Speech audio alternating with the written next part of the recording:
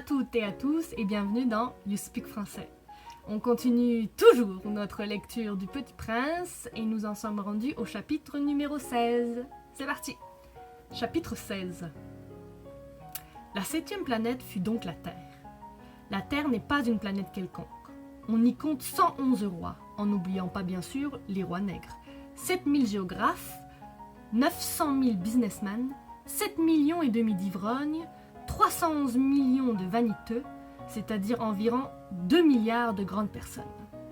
Pour vous donner une idée des dimensions de la Terre, je vous dirais qu'avant l'invention de l'électricité, on y devait entretenir sur l'ensemble des 6 continents une véritable armée de 462 511 allumeurs de réverbères.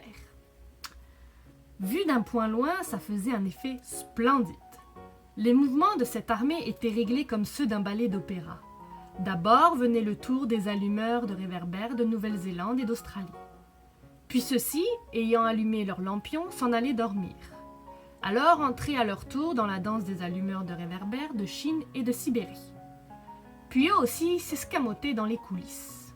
Alors venait le tour des allumeurs de réverbères de Russie et des Indes, puis de ceux d'Afrique et d'Europe, puis de ceux d'Amérique du Sud, puis de ceux d'Amérique du Nord.